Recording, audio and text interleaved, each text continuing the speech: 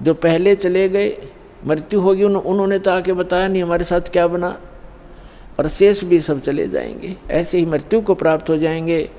और परमात्मा ने आके बताया है कि वो जो भक्ति नहीं करते वो नरक में जाते हैं, सतगुरु नहीं मिलते, सच्चा संत नहीं मिलते, सतगुरु नहीं मिलते तो जाते नरक द्वार, जय सतगुरु मिलते नहीं जाते नरक द्वार। है सतगुरु के उपदेश का लाया एक विचार, और जय सतगुरु मिलते नहीं जाते नरक द्वार। नरक द्वार में दूत सब करते खेचा ताण, उनसे कभू ना छूटता फिर फिरता चारों खान। चार खानी माने ये अंडरज, जेरज, उद्बुद, ये चार प्रकार से जो उत्पत्ति प्राणियों की होती है, ये 84 लाख प्रकार के प्राणियों का जो जीवन होते हैं, इनको चार खानी, चार विभागों में बांटा है, चार डिवीजन बनाई है इनकी। और चार खानी में भ्रमता कबू ना लगता पार, सो फेरा सब मिट गया मेरे सतगुरु के उपकार। अब फिर कहते हैं ऐसे सतगुरु की क्या महिमा करूं, सात समुद्र की मसी करूं, लेखनी करूं बन राय, धरती का कागज करूं, गुरु गुण लिखो न जाए। अपना आत्मा, आप तो बालक हो, आपको तो अपनी बनाई खीर मिल गई, ना दो में माख फूटी और ना कोई आँच लगी, आपको तो परमात्मा ये बना के धर के गए थे, यो ज्ञान, तत्व ज्ञान। लेकिन इन काल के दूतों के ना तो गीता पढ़ने वालों को गीता समझ में आई, वेद पढ़ने वालों का वेद समझ में आए नहीं, पुराण पढ़ने वालों को पुराण समझ में आई नहीं, और कुरान पढ़ने वालों को कुरान समझ में आई नहीं, बाइबल पढ़ने वालों को बाइबल को का ज्ञान नहीं हुआ, और कबीर परमेश्वर की वाणी पढ़ने वाले इन कबीर पंथियों को परमेश्वर की वाणी का इनको समझ नहीं आया। तो ये परमात्मा आपको बना कर दे गए सारा ज्ञान है। वो कहते हैं गुड बेटर बेस्ट, आप वो बेस्ट क्वालिटी की आत्मा हो परमात्मा की, जिनको सतलोक आश्रम बरवाला में ये सतनाम और सारनाम प्राप्त हो रहा है। तो आपके लिए सारा प्रयत्न हो रहा है। अपना आत्मा बैड होता है, बैड तो बैड से गुड भी बन सकता है। जैसे चोर चोरी करता था, यो ज्ञान हुआ, चोरी छोड़ दी, भगत बन गया। शराबी शराब पीता था, शराबी कहलाता था, शराब छोड़ दी, भक्ति करने लग गया, भगत कहाया। तो इसी प्रकार हम बैड से गुड बन जाएंगे, गुड से फिर बेटर बनेंगे, फिर बेस्ट बन जाएंगे। तो बेस्ट बनने के बाद हम सतलोक जाएंगे। तो जिनको सतलोक आश्रम बरवाला प्राप्त हुआ, मर्यादा में रहे, सतभक्ति करते रहे, तो वो बेस्ट क्वालिटी की हंस आत्मा है भगवान की, और उन पर विशेष रजा है परमात्मा की। परमात्मा हमें आकर ज्ञान देते हैं, रह रह कर समझाने की चेष्टा करते हैं। सात समंदर की मसी करूं और लेखनी करूं बन राय। किसी भी एक मान ले पेड़ को काट कर रख लो और उसकी छोटी छोटी टहनी, बड़े तने सबको चीर चीर कर कलम बना कर रख दे, ढेर लग जाएगा। और परमात्मा कहती उस एक पेड़ की सब कलमों को लिखना शुरू कर दे। धरती जितना बड़ा कागज हो, सात समुद्रों जैसी इंक हो, स्याही हो, तो कहती ये सब लिखते लिखते कलम घिस जा, सात समंदर की इंक भी समाप्त हो जावे। ऐसे सतगुरु के गुण लिखे नहीं जा सकते। अब क्या लिखोगे? एक कुत्ते का जीवन लो, उस कुत्ते के जीवन में क्या क्या कष्ट उसको होते। सारी रात तो भौंकता है, उसकी एक स्वभाव बना रखे, सारी रात भौंक के उसकी आंख इकट्ठी हो जा, भूख लगे जोर की, और सुबह वो क्या करता है, किसी का दरवाज़ा खुलता है गली में, ऐसे देख देख कर सीधा भागता है किधर, रसोई से महक आ रही होती है उसको, कोई बासी टुकड़े की, या वैसे ताज़ा बना रहे हो, तो दाव लगाकर रसोई में घुसने की चेष्टा करता है। अब रसोई में कौन घुसने दे उसके, या तो लठ मारेंगे या फेंक कर मारेंगे, कोई ना ठहरता है। एक घर में गया, उसका लठ लग गया, फिर ट्या ट्या करता हुआ दूसरे में गया, दूसरे में गया, दूसरे में उसका भाग, उसने कोई टूक मिला, फिर जूत मिला, और उसमें भी लठ लग गया, तो फिर भूख तो उसको लगी है, तो फिर कहाँ जाता है, बाहर खेतों जंगल में जहाँ लोग फ्रेश होकर आते हैं, वहाँ जा कर के फिर वो गोबर खाता है। और पहले वो मनुष्य जीवन में प्लातून बना फिरा था, कहे से भी ना समझ में आवे कि ये दुख हो जाएगा आपके जीवन को, तो पुण्यात्मा सौभाग्य आपका, आपका बात समझ में आ गई कि जो संतों ने वचन बोले वो सारे साचे हैं और आपका कल्याण हो गया। तो इस प्रकार उन दुखों को याद करके और लिखा जाए। तब कहते हैं परमात्मा, सतगुरु के सजदा करूं ये कर्म छुटाए कोट, और जो ऐसे सतगुरु की निंदा करे फिर जम तोड़ेंगे ओठे। परमात्मा अपनी महिमा बताते हैं और अपने दास को जो वो भेजते हैं उसके बारे में बताना चाहते हैं कि सतगुरु के सजदा करूं, कुर्बान हो जाऊं उस संत के ऊपर जिसने कर्म छुटाए कोट, बीड़ी शराब मांस तम्बाकू भूकी सुल्फा गांजा भांग और ये चोरी जारी बुराई बकवास छुटवा दी, जो हम सने पड़े थे गंदों में, निर्मल किया और फिर सतनाम दिया। कहते हैं सतगुरु के सजदा करो, ये कर्म छुटाए कोट, अरे ऐसे संत की जो निंदा करे कहते फिर जम तोड़ेंगे होठ। यम के दूत ऐसे मारेंगे लठ, होठों पर लगे चाहे सिर में लगे, वह आगा पीछा नहीं देखेंगे ऐसे व्यक्तियों के। तो यहाँ परमात्मा कहते हैं गुरु मानुष कर जानते, ऐसे संत को कहते हैं मानुष मत गिनना। वैसे तो पुण्यात्माओं भगवान तो भगवान ही होता है और वो भगवान वो परमात्मा स्वयं भी आते हैं एज ए गुरु एक लीला करने के लिए। और जब वो स्वयं आए थे उस समय हम यही मार खा गए थे ना। 64 लाख से सोना एक गरीब आदमी का, एक झोपड़ी में बैठ के कपड़ा बुनने वाले व्यक्ति के 64 लाख सेस हो जाना, ये एक अजूबा है जैसे हमारी बुद्धि काम करती होता है। लेकिन उस समय परमात्मा जिसको भी नाम देते थे, आशीर्वाद देते थे, उनके दुख दूर हो जाते थे, भूत भाग जाते थे। कहते हैं सतगुरु दो चाव सो कर ही, 14 कोट दूत जम डर ही, ऊत भूत जम त्रास निवारे और चित्रगुप्त के कागज पाड़े। ये समर्थ कबीर भगवान है। ये आपके ऊत भूत किसी प्रकार का भी आपके ऊपर 3 ताप का दुख हो, प्रेत बाधा हो, पितृ बाधा है या कोई जिंद बाधा है, अब प्रधानमंत्री के सामने फिर चोर कैसे रुकेंगे? उसके साथ तो बहुत घने बॉडीगार्ड होते हैं। तो जो भक्ति ना करके शरीर छोड़ के वो भगवान के चोर हैं। जिन हर की चोरी करी और गए राम गुण भूल, ते बिदना बागुल किए रहे उर्द मुख चूर। तो ये परमात्मा ऊत भूत जमतरास निवार है। यम के दूत भी निकट नहीं आ सकते। कहते सतगुर सरना आए के। और धर्मराज डर कैसा?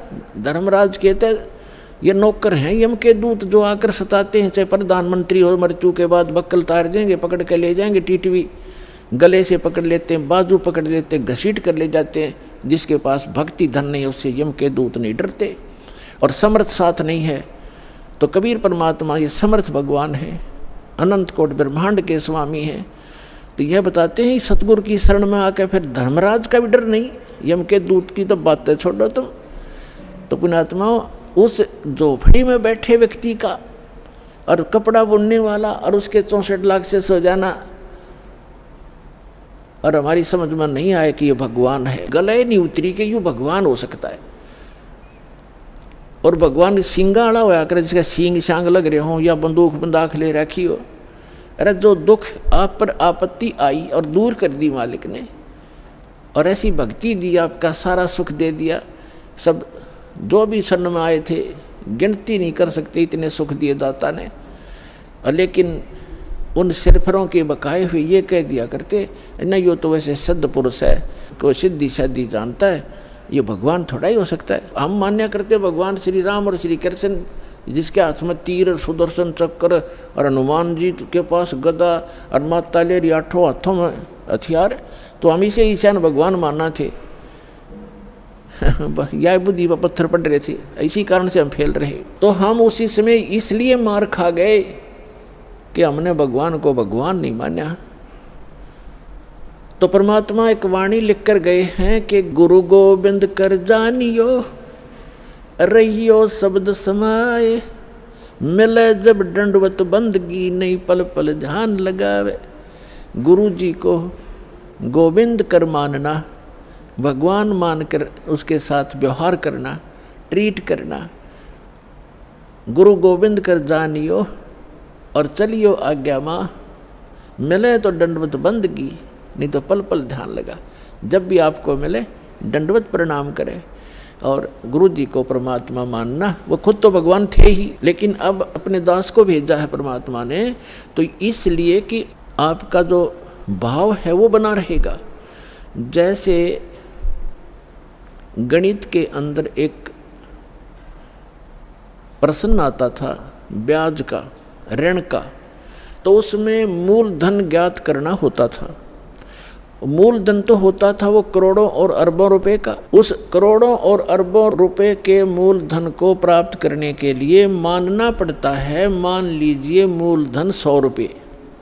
वो 100 रुपये मूलधन नहीं है, लेकिन वो सपोज करना पड़ेगा उस प्रॉब्लम को सोल्व करने के लिए।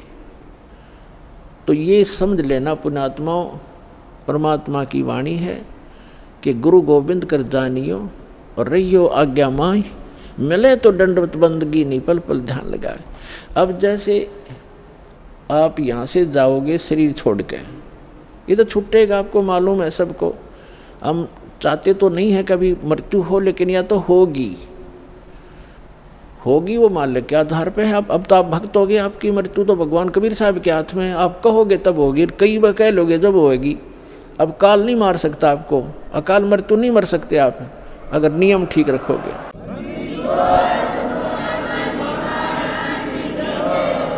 तो ये तो हमने यहाँ से जाना पड़ेगा।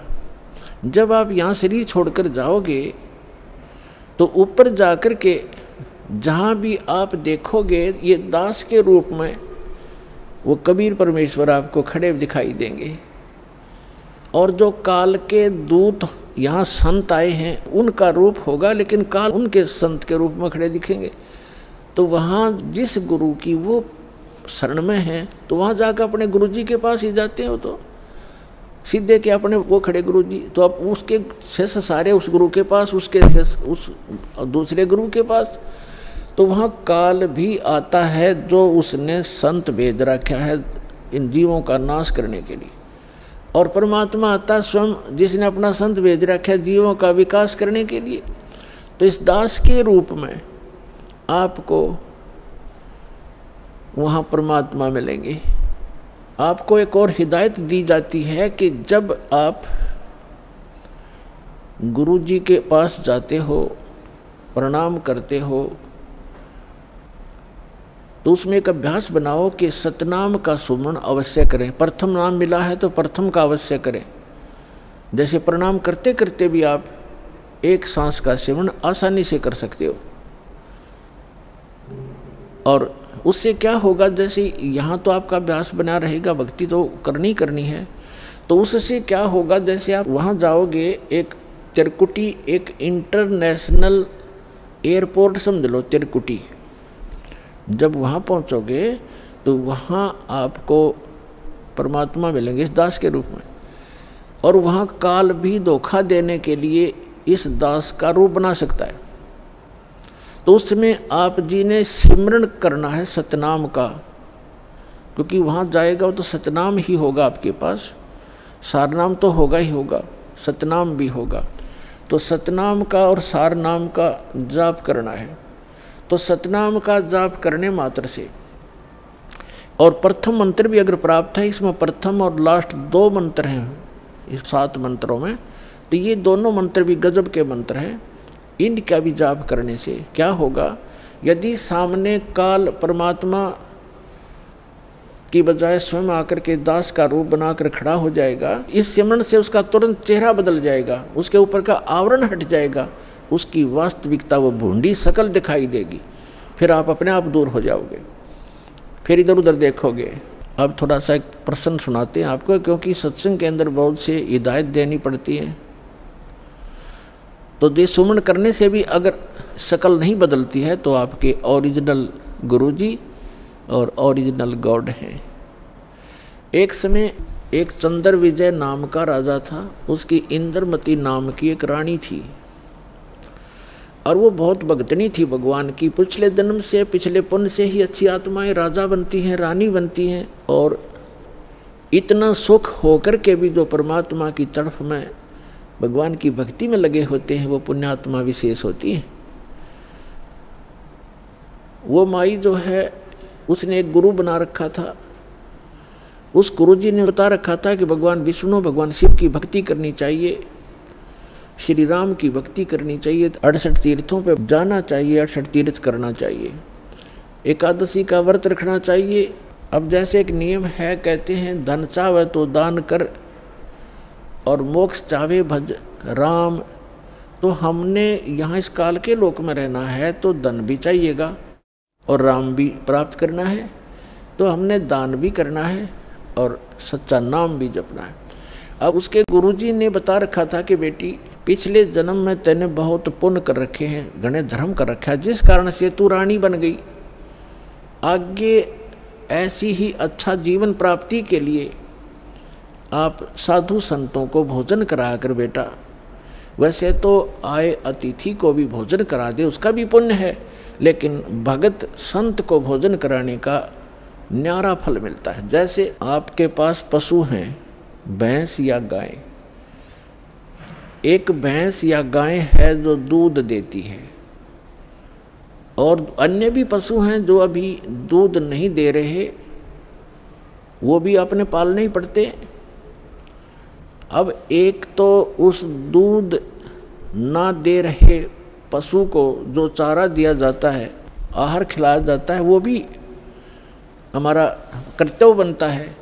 लेकिन जो दूध वाले को जो चारा चराया जाता है, बिनौले खल आदि हम डालते हैं, तो वो तुरंत लाभ दे देता है। सुबह अच्छा भोजन कराओगे, चारा चराओगे, तो शाम में दूध घना पाओगे उसके। तो इस प्रकार संत और भक्त होते हैं दूध वाले, और अन्य जो अतिथि आते हैं जो भक्त नहीं, भक्त है तो अच्छी बात है ना, तो वो भी एक कर्तव्य जानकर हमने उनको भी अवश्य भोजन कराना चाहिए और आदर सत्कार, आतिथ्य सत्कार से कराना चाहिए। लेकिन साधु संतों का भोजन कराया हुआ अत्यधिक लाभ देता है। अब साधु संत भक्त भले ही वो शास्त्र विरुद्ध साधना कर रहे हैं, लेकिन पूर्व जन्म के वो पुण्यकर्मी प्राणी हैं, वही भटक रहे होते हैं। कोई लाल पीले कपड़े पहनता है, कोई दाढ़ी बढ़ा लेता है, कोई मूंड मुंडा लेता है, कोई तिलक लगाता है, जैसा भी उसको मार्गदर्शक मिल गया, क्योंकि उसको परमात्मा चाहिए, चाहे किसी भी भेख बनाने से मिल जाए, वो परमात्मा की तरफ तड़फ रहा है। ऐसे को व्यक्ति को भोजन कराने से विशेष लाभ होता है, क्योंकि अब तो साधना ठीक है नहीं, लेकिन पूर्व जन्म की कमाई उसकी है, और वो भक्त भगवान का विशेष प्यारा होता है। चाहे आज वो किसी की पूजा कर रहा है, लेकिन वो भगवान कबीर साहब का ही बच्चा है। तो इसलिए ये एक नियम है। इस नियम के आधार से उस संत ने अपनी शिष्या इंद्रमती से कहा था कि बेटा, साधु संतों को भोजन कराने से अगले जन्म में भी तू रानी बन जाएगी।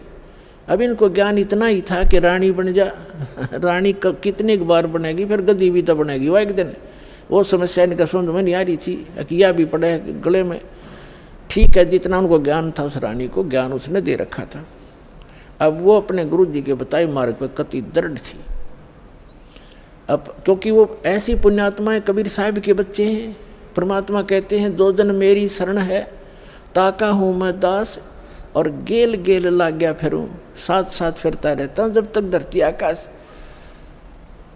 आपको बहुत बार बताया, क्योंकि ये दातंग मार्ग है पुण्यात्माओं। आपने केवल कथाएं सुनी हैं, ये राम कृष्ण की, सुदामा और कृष्ण की, बेलनी और राम की, राम रावण की लड़ाई, महाभारत का युद्ध, ये भी एक इतिहास है, लेकिन ये अध्यात्म मार्ग नहीं था। अब ये है संपूर्ण अध्यात्म मार्ग ज्ञान, इसको बहुत प्रकार से समझाना पड़ता है। अब रानी ने जो भी गुरुजी ने बताया था उस पर दृढ़ होगी, और उसने ये सोचा कि भी साधु संतों को भोजन कराना अनिवार्य है। उसने एक अपना नियम बना लिया कि मुझे भूल ना पड़े, मैं प्रतिदिन संतों को, जितने भी आसपास संत हैं, 2, 4, 10, कम से कम एक को तो भोजन करा के ही मैं प्रतिदिन आहार किया करूँगी। तो उसने अपने नौकरों से बोल दिया कि आसपास जो भी जंगल में कोई साधु संत हो उनको प्रार्थना करके आओ कि डेली यहाँ भोजन करके जावें, और जो यहाँ नहीं आ सकते उनको वहाँ पहुँचा कर आओ। अपने हाथों रोटी बनाती रानी होकर, चाहे 10 संत आते, चाहे 5 आते, चाहे 20 आते। तो ये सिलसिला शुरू था। एक बार क्या हुआ कि कुंभ के मेले का कोई ऐसा संस्कार हो गया। कुंभ के मेले पर हरिद्वार में चले गए सभी साधु संत पर भी लेने के लिए, और पैदल आना जाना होता था तो 10-15 दिन का प्रोग्राम उनका बनता ही बनता था। कोई भी संत उस क्षेत्र में रहा नहीं। अब रानी को पता चला कि साधु आए नहीं, पता करके आओ। पता करके आए, साधु नहीं थे, कोई है नहीं, सब चले गए, सबकी झोपड़ी खाली पड़ी है। पता चला कि वो तो तीर्थ भ्रमण पर चले गए। तो रानी ने प्रण कर रखा था, प्रतिज्ञा कर रखी थी कि जब तक खाना खिला लूँगी संत को मैं आहार नहीं करूँगी। 1 दिन बीत गया, 2 दिन बीत गया, रानी थी भूखी गड़ी रही नहीं थी। तीसरे दिन तो वह कति आँखें बंद करने लगी, मरूंगी। उसके पति ने भी समझाई तो क्यों अपना जीवन नाश करे, खा ले 2 रोटी। वो साधु हुआ, वो फिर जमा दिए कि बिजली गिर गई, पर ने बोली नहीं मर जाएंगी पर मैं भोजन नहीं खाऊं। अब उस पर दुख देखा नहीं जाता, उस परम पिता पे। द्वापर के अंदर परमात्मा करुणा में नाम से आए हुए थे, यही कबीर भगवान, वो समर्थ परमात्मा, अमर पुरुष।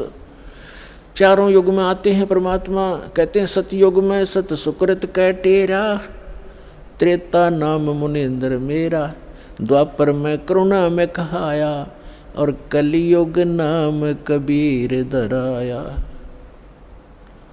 चारों युग में आया हूँ मैं परमात्मा कहा करते। तो द्वापर में वो करुणा में नाम से आए हुए थे।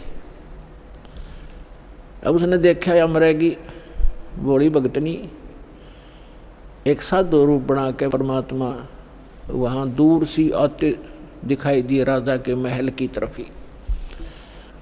रानी ने कहा अपनी नौकरानी से कि बांदी है दासी, यदि तू अपनी रानी का जीवन चाहती है तो देख ले कोई साधु संत तुझे दिखाई दे जा, नहीं तो आज शाम तक तेरी रानी प्राण छोड़ देगी। अब वो दासी दुखी होकर के ऊपर चढ़ गई महल की अटारी पर, और वो कहाँ देखा बेचारी। उसने क्या देखा कि सामने एक संत रूप में, सफ़ेद कपड़े, दाढ़ी बड़ी हुई, सिर पे छोटे छोटे बाल हैं, आ रहा है एक सिंपल सा साधु, गले में माला टांग रखी। दाता ने थोड़ा ईसा दिखाया कि जानू महात्मा सा भी जच्चे ना, तो हम महात्मा उनको मानते हैं जिनकी दाढ़ी बढ़ रही हो, लंबे लंबे बाल हों, तिलक ला रखा हो, 5-4 माला डाल रखी हो, बिंदी बैंदी टिक्की ला रखी हो। तो परमात्मा ने इसीलिए वो थोड़ा सा वेशभूषा सी बना रखी थी। वो नौकरानी स्पीड तक नीचे आई और रानी से कहा कि एक महात्मा सा नजर आवा है, कपड़े तो लाल हैं नहीं पर शकल साधु जैसी लगती है, कहो तो लाऊं बुला के। अकेला बहन ले आ जैसा भी हो। अब वो नीचे गए, इतने परमात्मा भी महल के निकट से आ गए। नौकरानी ने प्रणाम किया और कहा महाराज आपको हमारी रानी याद कर रही है। परमात्मा ने पूछा आप कौन हो? कि मैं नौकरानी हूँ। तो परमात्मा ने कहा बेटा रानी को यदि गरज है संत की तो यहीं आ जा गली में, हम किसी के घर नहीं जाया करते, और हम घर जाऊँ और उसका पति कह दे तू आया किस लिए यहाँ, उसने गरज है तो यहाँ आ जाएगी। उसने जाके बता दिया कि साधु ऐसे ऐसे कह रहा है, तो उसका और पक्की जचगी कि 1 नंबर का महात्मा है। नहीं तो नो कोई कह देगा अपने रानी बुलावा है, ये तो नो बाछड़ू की तरह भाग गया आकर बच्चे की तरह, पैसे के लालच में अच्छा हलवा मिल जाएगा, और वो उड़े डट गए। अगर रानी को गरज है तो यहाँ आ जाएगी बेबे।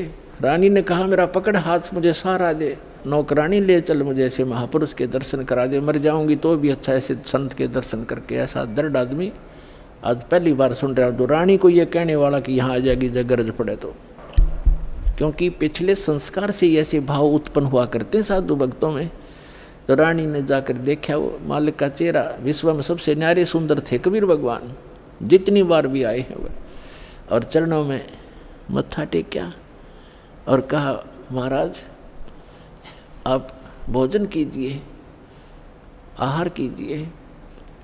परमात्मा बोले चल बेटा आहार कर लेते हैं। बैठ के जाकर एक आसन लगा दिया। रानी ने दुखी सुखी होकर नौकरानी के सहयोग से स्वयं भोजन बनाया और कहा महाराज जी भोजन पाओ। तो परमात्मा ने कहा बेटा आप इतना कोई रोग है आपको क्या, इतनी अक्सीन कैसे होगी। तो उसने सारी कहानी बताई कि मैं प्रतिदिन एक साधु को भोजन करा के भोजन करती थी, संत रहे नहीं क्योंकि वो कुंभ के मेले में स्नान के लिए चले गए। आज तीसरा दिन आ गया महाराज जी, आप ना आते ताज में मर जाती। जब भोजन बना के परमात्मा के पास रखा तो कहा परमात्मा ने कि बेटी मेरा शरीर भोजन करने का नहीं है, मैं तो खाऊं या ना खाऊं मैं सदा एक रस रहता हूं। तो रानी बोली जी ठीक है, भोजन नहीं खाओगे तो मैं भी नहीं खाऊंगी, मरना मंजूर है मुझे, मरना ही मुझे उचित है, मैं अपना जो है ना प्रतिज्ञा नहीं भंग कर सकती। तब परमात्मा ने कहा कि ला बेटा, कहते समर्थ इसी को कहते हैं जो चाहे सो कर दे। मालिक ने भोजन करा, फिर उससे पूछा बेटा ये जो आपको ये हठ किसने बताया। रानी ने कहा कि मैंने अब गुरुजी बना रखे हैं, हमारे गुरु बहुत अच्छे हैं। परमात्मा ने पूछा क्या साधना करते हो कि श्री विष्णु जी की, श्री शंकर भगवान की, शेरा वाली माता की, जो भी वो करती थी, एकादशी का व्रत करती हूँ, तीर्थों पर भी जाती हूँ, ऐसे करती हूँ। फिर परमात्मा ने अपना ज्ञान समझाना शुरू किया, लेकिन वो रानी जो थी वो ज़्यादा भावुक होते हैं श्रद्धालु। जैसे ये दास प्रारंभ में इन अन्य पंथों वालों को कहा करता था, जो भी आ जाता था संपर्क में सत्संग सुनने, कि भाई आपका नाम गलत, आपका गुरु पूरा नहीं है, आपकी साधना गलत है। ये राधा स्वामी, धन धन सतगुरु, जय गुरुदेव वाले और ये तो सारे निरंकारी वाले ये आते थे जो सुनकर सत्संग है। जब ये दास उनको ये सच्चाई बताता तो बेदक जाते, उठ कर चले जाते कि ना आप पे निंदा करते हो, किसी संत की निंदा नहीं करनी चाहिए, पाप लगता है। अरे भले आदमियों, निंदा क्या की मैंने, तेरे गुरु को चोर बताया ना, डाकू ठग बताया नहीं, उसके ज्ञान की त्रुटि बताई है, ज्ञान में कमी है आपके गुरुजी में। संत तो अच्छे ही होते लेकिन ना समझ में आई, ये श्रद्धालु होते हैं कि ना गुरुजी के बारे में कुछ नहीं सुन सकता। और अब आने लग रहे रोते हुए लुट पिट के, रोआ बरीत रहे, नाश हो गया, 30 साल हो गए राधा स्वामी में जीवन खो दिया, सब कुछ लुट पिट गया, इकलौता पुत्र था वो भी मर गया। बता अब टिंडे ले लो राधा स्वामी में, धन धन सतगुरु में। अब साची के 6 माह में गुस्सा होते थे। और यहाँ का इतिहास देख लो, सन 1994 से जो जुड़े हैं उनके ठाठ देख लो, और उनके घर में कोई दुर्घटना हुई तो आप पूछ कर देख लो, लाखों की संख्या में भक्त हैं। तो भगवान की शरण न्यारी होती है।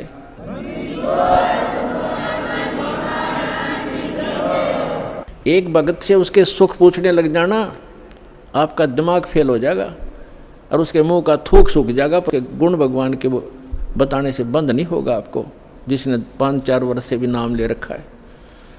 ये समर्थ है, पूर्ण परमात्मा है, इसलिए दास ये रे हो रहा आपके लिए कि किसी प्रकार आपके समझ में आ जा कबीर इज गॉड। दास का काम पूरा हो, फिर तापा डूंडा पाट जाएगा, पूरे विश्व में एक ही रस हो जाएगा कुछ दिनों में। तो रानी क्या कह रही है, परमात्मा ने बताना शुरू किया, बेटा आप विष्णु की पूजा करती हो, विष्णु जी की, कहाँ जाओगे, बता आपके गुरु ने। जी स्वर्ग में जाऊंगी। स्वर्ग में कितने दिन रहोगे। अब सत्संग सुनकर थोड़ा बहुत ज्ञान हो ही जाता है। कहती है जी वो तो जितना धर्म होंगे मेरे पुण्य होंगे उतने दिन वहाँ रहूँगी, फिर कहाँ जाएगी है पता नहीं, वह मैं बताऊँ कहाँ जाएगी, तो गद्दी बनेगी फिर अगले दिन में। अब यह बात उसका उत्तर नहीं गला। परमात्मा ने बताया जो साधना आप कर रही हो, पुण्य कर रहे हो, दान कर रहे हो, ठीक है, रानी भी बन जाएगी और स्वर्ग भी चली जाएगी, फिर पशु योनि में भी कंपलसरी जाएगी। और ये आपके विष्णु जी भी नाशवान, आपके शंकर जी भी नाशवान, आपके ब्रह्मा जी भी नाशवान। तो कहते हैं थर पकड़ थर होई, अमर की साधना करने से अमर पुरुष की तो अमर हो सकते हो। तुम नाशवानों की भक्ति करके और सथाई होने की कुछ चेष्टा करती हो। अब वो रानी कहने लगी, मुंह बना लिया रानी ने, इंदुमती ने कि महाराज जी ये संत है ना, ये एक दूसरे की निंदा कराया करें, और मेरे गुरु जी के बारे में देखो आप कुछ ना कहिए, जो मेरे लिए तो भगवान है। परमात्मा बोले बेटा अगर गधे ने कोई गाय को है और गधी को कोई ये बताओ ये गधी है गाय नहीं है बेटी, और वो नौकर मेरी गाय को गधी क्यों बताता है, तो दुख नहीं मान्या करते, उसकी जांच करे सचमुच क्यों कहा इसने ऐसी कड़वी बात, लेकिन वो नहीं मानी। अपने आत्माओं अपने बच्चों तक पहुंचने के लिए परमात्मा ने कितना प्रयत्न करना पड़ता है, इन काल के दूतों ने ऐसा उलझा दिया।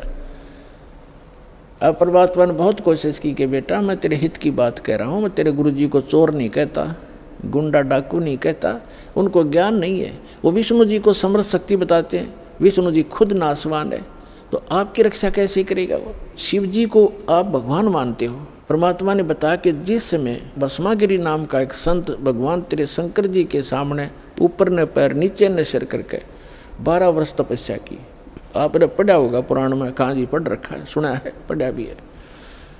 और जब भस्मकंडा शिव से मांग लिया और भगवान शिव को मारने की चेष्टा करने लगा वो भस्मासुर, तो भगवान शिव जी ने क्या किया, भाग्य थे ना वो, तो वो अविनाशी हैं, जिनको तो अविनाशी मान रही उनसे तू रक्षा की बाट देखे, सुरक्षा वो आप सुरक्षित नहीं। अब बात सारी साची, पर गुरु जी के बारे में सुनना कति पसंद नहीं, वो पिछला रंग चढ़ रहा कसूता।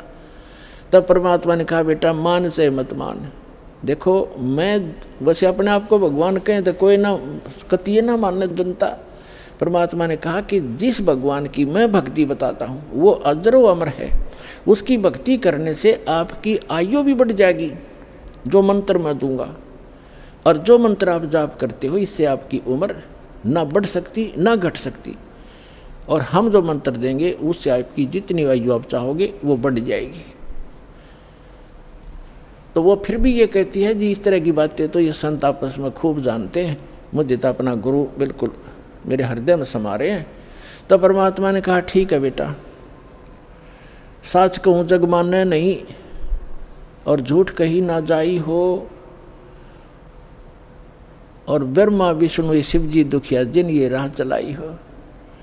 तो परमात्मा ने कहा कि ठीक है बेटी मैं चला, मान चाहे मत मान, मेरा फर्ज था तेरे को सच्ची बात बताने का, और आज से तीसरे दिन तुझे सर्प डसेगा, तीसरे दिन तेरी सर्प के डसने से मृत्यु होगी, ना तेरा गुरु बचा सकेगा, ना तेरा विष्णु, ना तेरा शंकर जी बचा सकेंगे, और ना तेरा भक्ति यो मंत्र बचा सकेगा।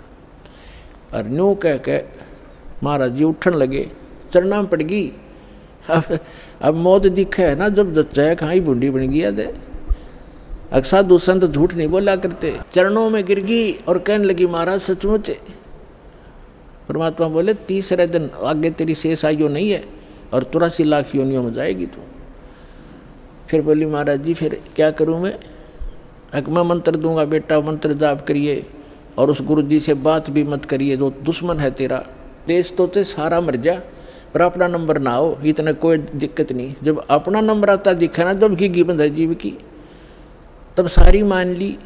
अब ठीक दीदा से आप कहोगे न्यू कर लूँगी, और मन में न सोच रही कि देखूंगी तीसरे दिन क्या होगा। दीक्षा ले ली और गुरुजी ने बताया कि बेटा तीसरे दिन काल आवेगा और मेरे रूप में आवेगा। अरे एक ध्यान रखना, जो मैंने आपको मंत्र दिया प्रथम, जब वो निकट आवे तो पहले आप इस मंत्र का जाप करके और फिर प्रणाम करना। इस मंत्र का जाप करना, वैसे तो प्रणाम नहीं करना पहले। देखो उस समय उन्होंने विशेष हिदायत इसलिए दी थी आगे के लिए, फिर परमात्मा ने बताया था वैसे संत आवे पहले दंडवत करे और फिर उनसे कुशल मंगल पूछे। लेकिन उस दिन परमात्मा ने विशेष हिदायत दी थी क्योंकि उसका अभ्यास नहीं था लड़की का, इसलिए कहा कि जब मैं आऊँ यानी मेरे रूप में काल आवेगा और तू भावुक हो करके बगैर मंत्र जाप किए चरण मत छूना, पहले मंत्र जाप करना और फिर चरण छूना।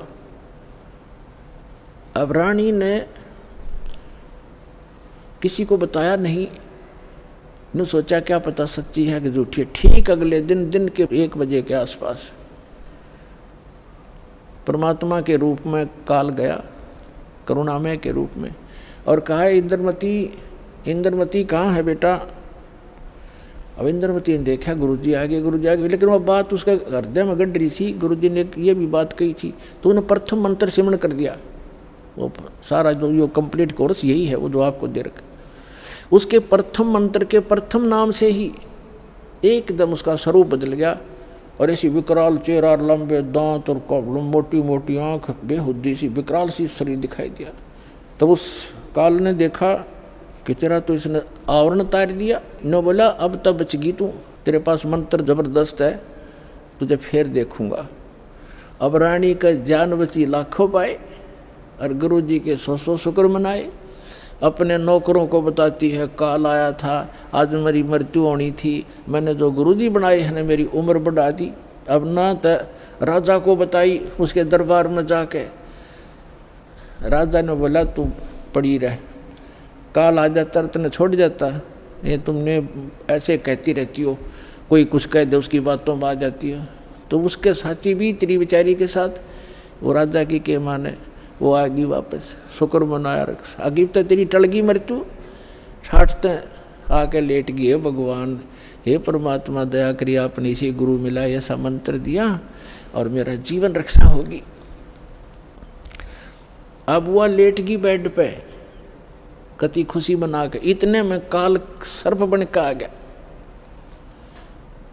सर्प बन के आया और रानी के डस दिया, डसते उसकी आँख खुली और फिर वो ऐसे ऐसे जाता दिखा, उसने शोर बचाया, भागियो, डस ली, सर्प ने डस ली, सर्प ने डस ली। नौकर नौकरानियाँ आए, बाजे लठले, वो लंबा महल था राजा का, वो जो जाता दिखा सब ने, मोरी में से निकल गया। रानी अचेत होगी, मृत्यु को प्राप्त होगी। राजा के घर तक सब प्रकार के वैद्य उपस्थित रहते थे, डॉक्टर बुलाए, वैद्य बुलाए, गार्डू बुलाए, सारा कुछ कर लिया और सब ने मृत घोषित कर दी। तब परमात्मा आ गए तो नौकर नौकरानियाँ कहने लगी, जिन देखे थे भगवान उस दिन, वो नौकरानियाँ कहने लगी महाराज जी आपकी शिष्या को सर्प ने डस दिया, तब सर्प से मृत्यु होगी, हाहाकार मच गई। तो परमात्मा ने एक बहाना सा करा, मंत्र शब्द बुझाया और कहा उठ बेटी, 1 सेकंड में रानी खड़ी होगी। बोलो सतगुरुदेव।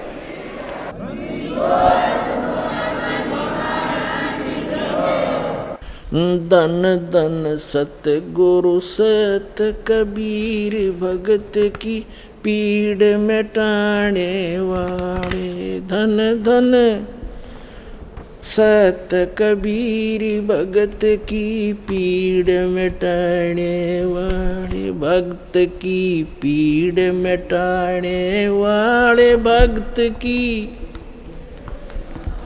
वाले। धन धन सतगुरु सत कबीर, भक्त की रहे नल नील यतन कर हार, तब सतगुरु से करी पुकार। रहे नल नील यतन कर हार, तब सतगुरु से करी पुकार।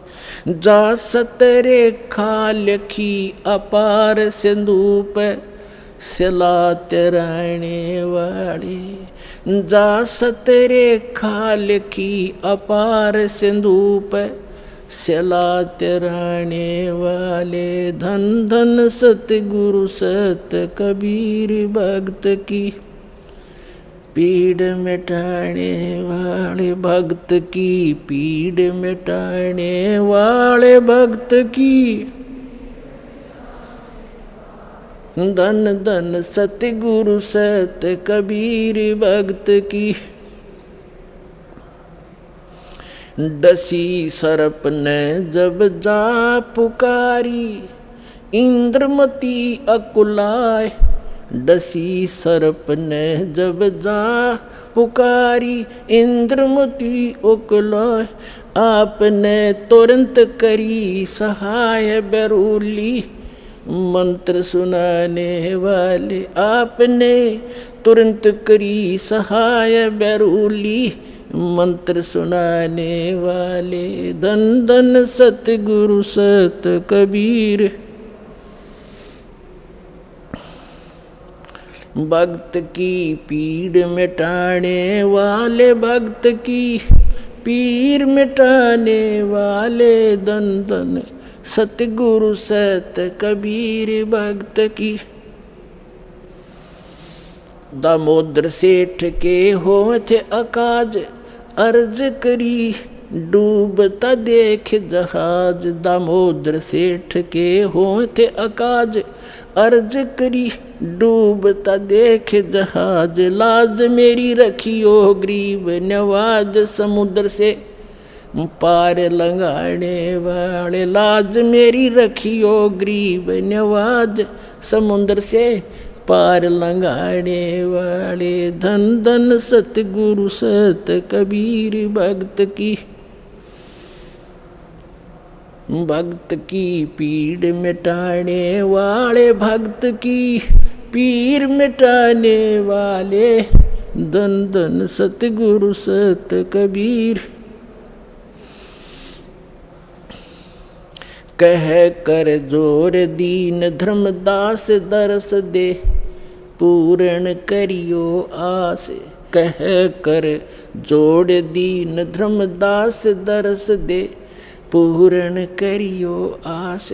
मेटियो जन्म मरण की तरास, वो सत्य पद प्राप्त कराने वाले। मेटियो जन्म मरण की तरास, वो सत्य पद प्राप्त कराने वाले। धन धन सतगुरु सत कबीर भक्त की पीड़ मिटाने वाले। भक्त की पीड़ मिटाने वाले, भक्त की पीड़ मिटाने वाले। धन धन सतगुरु सत कबीर भक्त की। भक्त की पीड़ मिटाने वाले, भक्त की पीड़ मिटाने वाले, धन धन सतगुरु कबीर भक्त की। कह कर जोड़ दीन धर्मदास, दरस दे पूर्ण करियो आस।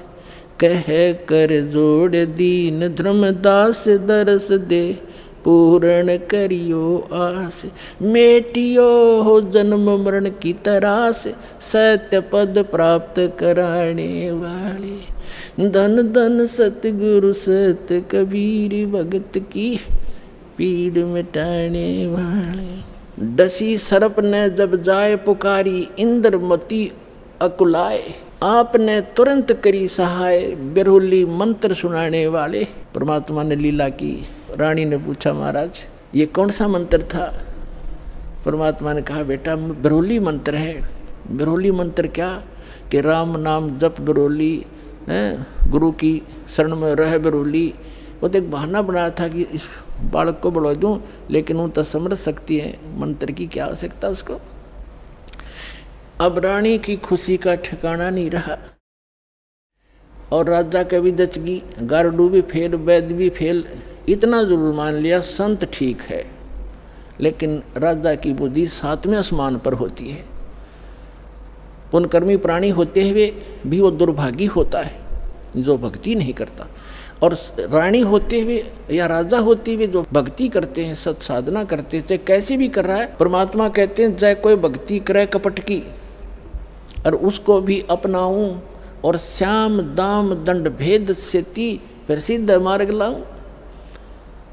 अब देखो परमात्मा काल को आने भी नहीं देता, इसलिए आने दिया रानी का जच्चा ना हो। या बात संत जो साची कह गया, परमात्मा समझ रहे थे कि या फिर छोड़ दे हो गुरु, दूसरा गुरु आते ही उसके भी चरण छुआ और उसकी भी आरती तारा हो।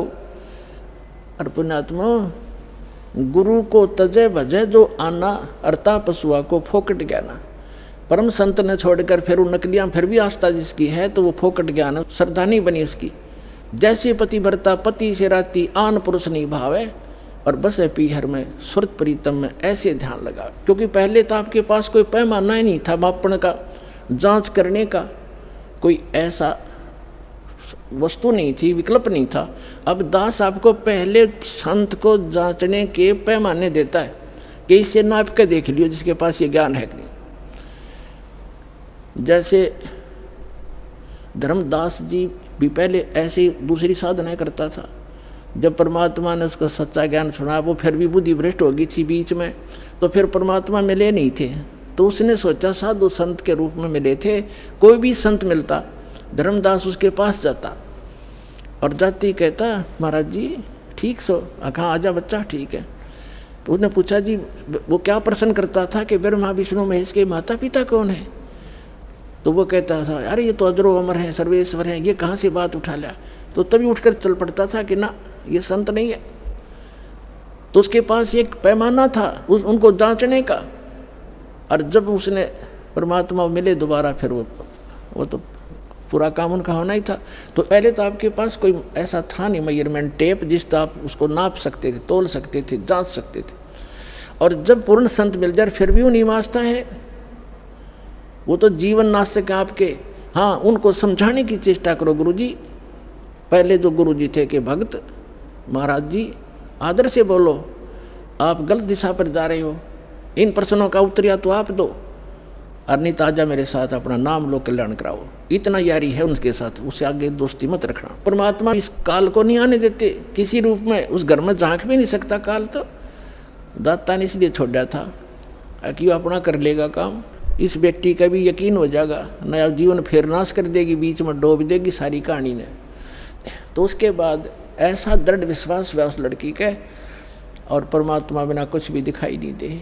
ना वो राजा मना करे फिर, इसका तो जीवन दान मिल गया मेरी रानी का इस संत से। परमात्मा आते जाते रहे घर पे, ज्ञान सुनाते, भोजन करके उसको उद्धार करते, उसका धर्म बनवाते। तो एक दिन रानी ने कहा कि महाराज मेरे पति को भी समझा दो। अच्छा बेटा बुला ले उसको। राजा बुला लिया। परमात्मा लागे समझाने के भाई परमात्मा की भक्ति करनी चाहिए, और ये राजपाट सदा नहीं रहता, एक दिन मृत्यु भी होएगी, परमात्मा की भक्ति करते रहना। तो राजा क्या कहता है, महाराज जी देखो मैंने तो पार्टी अटेंड करनी पड़ती है, क्यों घुटी छुट्टी लानी पड़ती है, और मेरे पास समय नहीं है। लेकिन मैं आपकी चेली न मना नहीं करता, कितना या दान करो और कितना सत्संग करवा लो, मेरे बस की बात नहीं है भक्ति भक्ति करना। परमात्मा ने समझा देखो राज भी करो भक्ति भी करो। भक्ति में क्या लगता है, आप पार्टियों में जाते हो, शराब मत पियो। वैसे तो साधु संत हो जाएंगे, पार्टी सुहावें को नहीं आपने, फिर भी किसी कारणवश जाना पड़ जाता है तो वहाँ काजू खाओ, किशमिश खा लो, भाई बादाम खा लो और सेब संतरे खा लो। ये शराब अड़ंगा क्यों पियो? तो बहुत समझा, अग्नि महाराज जी मेरे बस की बात नहीं, फिर देखूँगा। कुछ दिन के बाद परमात्मा ने फिर प्रार्थना करी, बार बार रह कर समझाया, मान्या नहीं। लास्ट में ये कह दिया कि महाराज जी देख मुझे ना कहा करो आप, और आपकी चेली ने मैं मना नहीं करता, तो सारे खजाने लुटा दे, और मैं कति बाधक नहीं बनता इसके बीच, मेरे बस की बात नहीं। तो परमात्मा कहते कबीर पिछले पाप से हरि चर्चा ना सुहावे, और कह ऊँगे कह उठ चले ना और बात चलावे।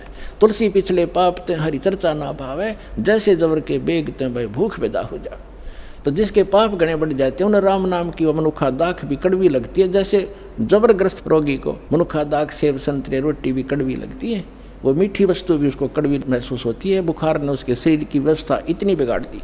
इसी प्रकार पाप कर्मों से ग्रस्त प्राणी इस परमात्मा की मनुखा दाख सेब को खा नहीं सकता। उसके लिए तरीका है, जैसे कुनीन होती है मलेरिया का नाश करने के लिए, और कुनीन भी कड़वी, बुखार को सेट करने के लिए जिससे कड़वी वस्तु लग, उसके लिए कड़वा ही खाना पड़ेगा, न चाहते भी फांकी मारनी पड़ेंगी, और उस कड़वी दवाई खाने से रोग नाश हो जाएगा, फिर वो मीठी लगने लग जाएंगी। इसी प्रकार ये सत साधना भगवान की कथा ना चाहते भी सुनते रहना चाहिए, फिर वो रोग नाश हो जाएगा। कुछ पाप ऐसे होते हैं जो परमात्मा के सच्ची ज्ञान के सच्चे वचन से, परम संत के वचन से, मुख से बोले हुए वचन से वो शीघ्र नाश हो जाते हैं, और फिर वो भूख जागृत हो जाती है भगवान की कथा की। ऐसे बहुत से व्यक्ति हैं शुरू शुरू में वो सुनते भी नहीं थे, अब आज 500 किलोमीटर से चलकर और 10वें दिन यहाँ आ जाते हैं। अब उनका पाप कर्म का बुखार उतर गया। अब परमात्मा ने कहा था कि बेटी आज तू 40 वर्ष की थी जब तेरी डेथ होनी थी।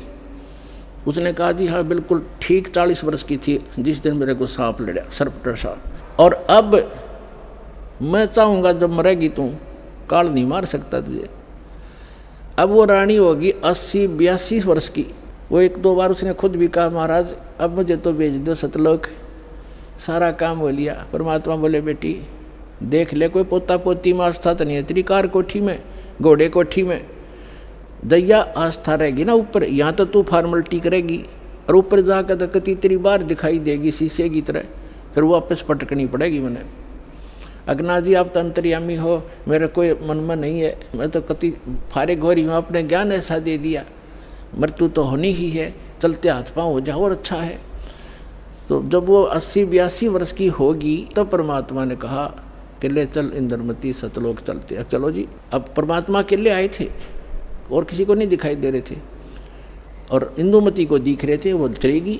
औरों के देखने लगे रानी मर गई, क्या हो गया, पेरानी हार्ट फेल हो गया, कुछ भी कहते रहो, वह गई अपन उसको पता भी नहीं तो मरी है। तो मान सरोवर है ऊपर एक, यहाँ पर मान सरोवर है, उस मान सरोवर पर जाकर कुछ दिन के लिए इस जीव को वहाँ रखा जाता है।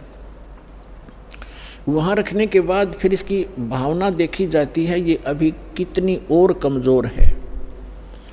तो वहाँ जब मान सरोवर पर जा लिए उसमें स्नान कराया जाता है, कुछ आवरण जो गंध है हमारे आत्मा के मैल वहाँ परमात्मा के मंत्रित जल से भी ठीक होते हैं। तो बाहर आकर बैठ गई रानी स्नान करके, और परमात्मा ने पूछा बेटा अब फिर देख ले कोई आस्था तेरे नीचे के लोक में तो नहीं किसी की, तेरी संपत्ति में। तो उसके मन में एक बात खटकेगी कि हे महाराज आपके ज्ञान से मुझे तो बहुत कुछ जानकारी होगी, लेकिन संसार की दृष्टि में जो मेरा पति है, अब तो मुझे अपने ओरिजिनल पति का पता लग गया, परम अक्षर ब्रह्म वो हमारा पति है। लेकिन शरीर का जो पति है वो बहुत बड़ी आदमी था, लेकिन उसकी नालायकी है मालिक, उसने भजन नहीं किया। लेकिन आज जो मुझे उपलब्धि हुई है उसमें उसका बहुत बड़ा सहयोग है मेरे पति का, उसने मुझे मना नहीं किया। यदि वो मुझे मना करता तो पत्नी तो अपने पति के विवश होती हैं, वो आपको भी प्रवेश नहीं करने देता समर्थ था, और मुझे भी भक्ति से वंचित करा देता। उस देवता ने कोई बाधा नहीं करी। यदि उसका कोई क्रेडिट बना हो इस काम का तो मेरी प्रार्थना है भगवान उसको भी शरण में लेना। पुण्यात्मा परमात्मा जान गए कि यह भी कमजोरी है। जैसे कल बताया था, एक वृद्ध व्यक्ति डॉक्टर के पास चला गया, कमज़ोर सा होता ही है वृद्ध, मांस खत्म, अस्थि पंजर शेष। डॉक्टर से कहने लगा डॉक्टर जी मेरी पिंडी भड़के हैं, पिंडियों में दर्द होता है, पिंडलियों में। डॉक्टर ने देख लिया अब दूर रहते हैं, कमज़ोर वीकनेस के कारण है कि कमज़ोरी है बाबा। फिर कहने लगा जी मेरी सांथल भी दर्द करती हैं। डॉक्टर बोला कमज़ोरी है बाबा। मेरे सिर में दर्द रहता है डॉक्टर जी। डॉक्टर बोला जी कमज़ोरी है। फिर बोला मैं खड़ा होता हूँ चक्कर सा आता है। डॉक्टर बोला कमज़ोरी है। वो वृद्ध गुस्सा हो गया, ने बोला तू डॉक्टर है गम चक्कर, एक के बाद जाना है कमज़ोरी कमज़ोरी, कुछ और भी बतावेगा। तो डॉक्टर बोला यह भी कमज़ोरी है, क्योंकि कमज़ोर आदमी ने गुस्सा आया करे, ये भी ड्यू टू कमज़ोरी है, वीकनेस है। तो पुण्यात्मा परमात्मा जानेंगे अज्ञा भी कमज़ोरी है जो या बोल रही है, उसके प्रति इसका लगाव शेष है या आप भी डूबेगी। तब कहा बेटा तू यहाँ रुक कुछ दिन। अब राजा 90 वर्ष का हो गया था, अट्टा कट्टा शरीर, अच्छे खावे खाजू लावे गुटी किसमस बादाम और लाल चेहरा। अब ने सोचा था 100-125 वर्ष तो जिया ही करें न खूब। अब राजा आया, चौक में आया बाहर से घूम के, 90 वर्ष की उम्र होगी थी, और आते ही नीचे उतरा घोड़े से, नौकर आसपास खड़े, अंगरक्षक साथ थे, बाहर से आए थे, और पलंग तक भी नहीं पहुंचा, गद गिरा और टट्टी पेशाब निकल गई। यम के दूत खड़े दिखाई दें, जबान बंद होगी, उसका टाइम आ गया, सेकंड भी नहीं दे, एक सांस भी नहीं दे काल तो, और खींच खींच कर सांस लग गया, टट्टी पेशाब निकल गई, नू आँखें फट गई। वैद्य बुद्धों ने अपनी सारी जंतर मंतर कर लिए, सारी दवाई दे दी, फिर वो समझ गए कि अब इसका अंत समय है।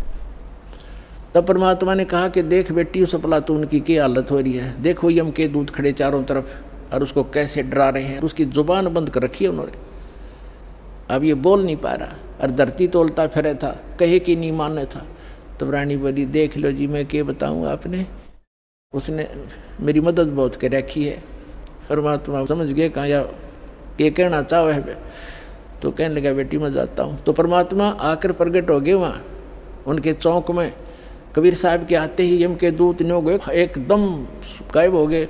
राजा होश में आ गया और उसने सामने परमात्मा खड़े दिखाई दिए, चरणों में पड़ गए। और वो यम के दूत आकाश में दिखे, वो नो देखकर कभी भगवान की तरफ देखे। परमात्मा बोले भाई आज तेरा एंड आ गया था चंद्र विजय, तेरा सांस शेष नहीं था। ने बोला जी सही बात है। तो परमात्मा बोले अब क्या चाहिए तुझे? अगर जी मैंने भक्ति दे दो, भक्ति दे दो, भक्ति करूँगा। तो अपने आत्मा अब आँख खोल आदमी की जब पक्की यकीन हो जाए कहाँ टिकट कटेगी तब भगवान दिखाई देता है। कहते हैं दुख में सुमन सब करे, सुख में करे ना कोई। और जय सुख में सुमन कर ले दुख क्यों होए? तो परमात्मा बोले 2 साल दूंगा तेरे को, और 2 वर्ष में जो भक्ति कर लेगा तो ठीक से, ना तो फिर तेरी बिरान मिट्टी हो जाएगी। दे के बच्चों ने राजपाठ और बैठ गया माला लेके। 2 साल के अंदर सारी कसर काट ली। कहते हैं जीवन तो थोड़ा ही बला जब सत सुमरण हो, और लाख वर्ष का जीवन लिखित रहनी को। तो इस प्रकार उन दोनों प्राणियों का मोक्ष किया उस कबीर भगवान ने। बोलो सतगुरुदेव की।